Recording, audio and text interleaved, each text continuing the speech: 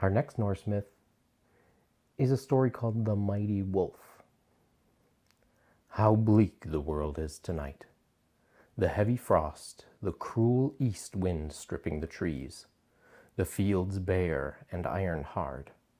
It seems that dusk long ago devoured the last dregs of the sun. Bolt the door, stoke up the fire, block your ears, for wolves are drawing closer. Even worse, can you hear that eerie, anguished howling from beyond the edge of the world? It's their monstrous brother, Fenrisulf. Fenrisulf is a giant of a wolf in every way. He's improbably big, impossibly strong. He's savage and uncontrollable. Where did he come from? Where do you think? He's one of the wolves that Loki fathered on the giantess Angbroda, brother to Jormungand, the world serpent, and that to that mistress of sickly death, the goddess Hel. Odin was deeply concerned when he learned that Loki had brought such a beast into being. He didn't leave anything to chance, but had the wolf abducted from Giantland and dragged into Asgard. He ordered the gods to make a real effort to tame him, but Fenrisulf's temper and fangs put paid to that, and his mother's pedigree soon came through, for with every day that passed he grew ever more gigantic. How could the gods be intimidated by a mere wolf? Why didn't they kill him? Or why didn't they just stop feeding him and let him starve until he died? Only Allfather knew the answers, for only he could decipher the omens carved into the runes of prophecy. His orders were that Fenrisulf must be cared for and generously fed. I need a volunteer to be his master, Odin said. No one was eager to take this on, but eventually Tyr offered himself. He took on the job of feeding the wolf with live creatures and stood well back as Fenrisulf enjoyed tearing them apart. He spent long periods talking to the wolf, trying to calm him as one might a dog. But Fenrisulf was as restless and spiteful as his father, the type that's impossible to subdue. As time went on, he became increasingly dangerous. Tyr warned, he'll attack us unless we tie him up. So the gods got together and crafted a strong iron chain for him. When Fenrisulf was dozing, Tyr crept up to him and tried to slip it over his head.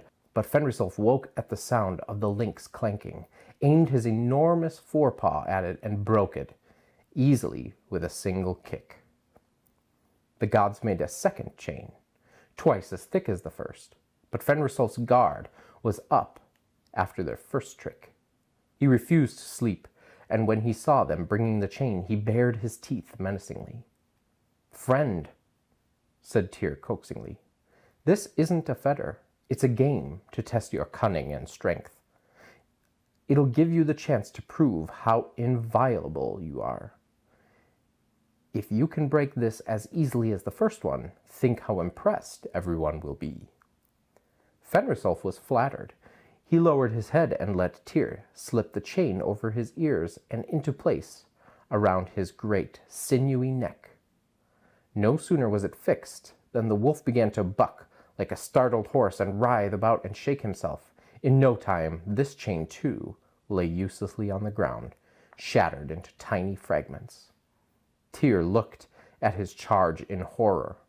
Fenrisulf threw back his head and bayed his joy and conceit loudly enough to be heard in Giantland. The gods began to fear that none of them and nothing could ever overcome him. Odin called for a messenger. Who will descend into that black hole far beneath the earth where the dwarves lurk? Who will visit them and say, "Allfather orders you to make a fetter so strong that even Fenrisulf cannot break it"? At first no one volunteered. The dwarves are wily and deceitful, and their realm is devoid of daylight. But finally, Frey's servant, Skirnir, stepped forward, for he was used to going on errands in dangerous places. He offered his service for the good of all who lived in Asgard. He was gone a long time. When he finally returned, he brought a strange object. It was very long, smooth, and soft, like a woman's ribbon.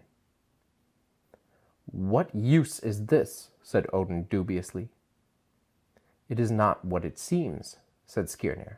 "The dwarfs assure me it is stronger than any fetter that has ever been used in any of the worlds, for they crafted it from the sound of a cat's footfall, a woman's beard, a mountain's roots, a bear's sinews, the breath of a fish, and a bird's spittle."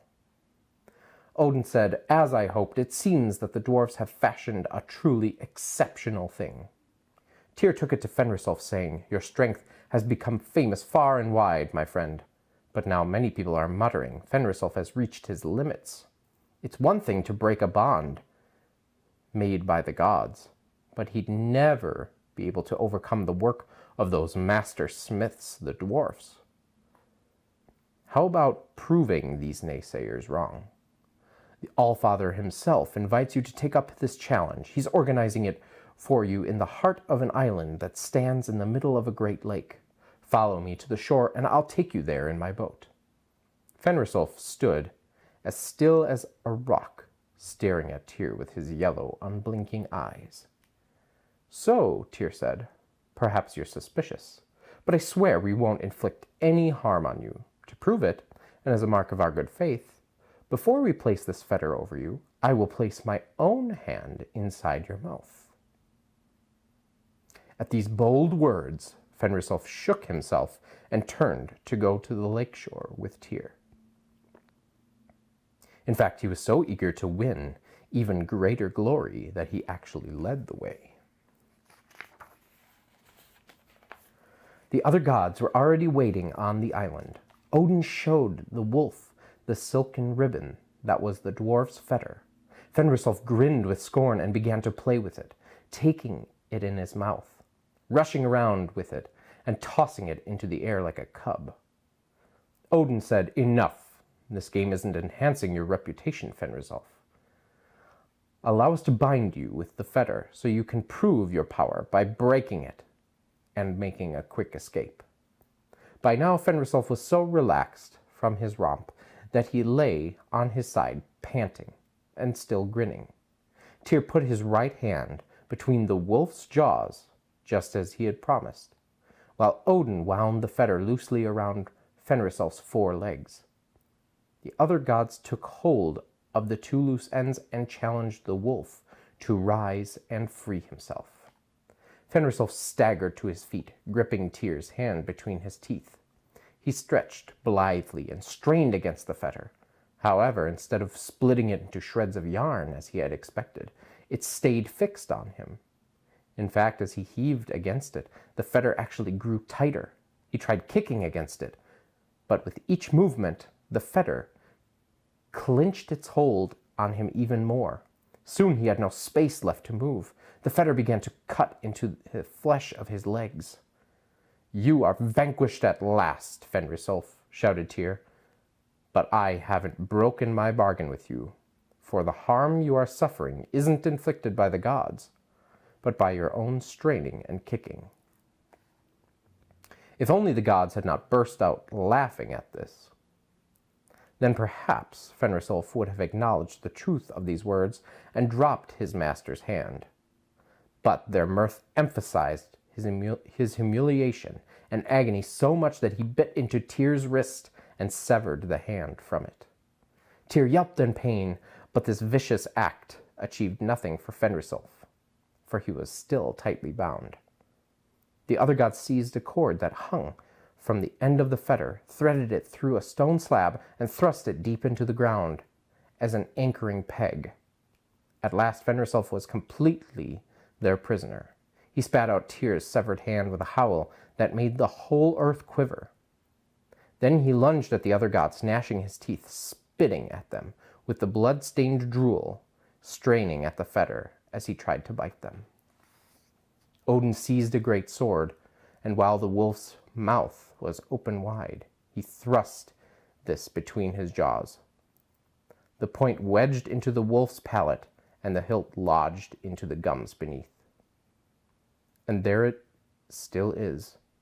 And that is why you still may hear Fenrisulf howling. Weep for the great monster if you will, for his savagery was not his own choice, but foisted on him by his ancestry. But his ordeal is tempered by savage hope, for it is said that when the world ends, Fenrisulf will at last break free and take revenge by devouring Odin.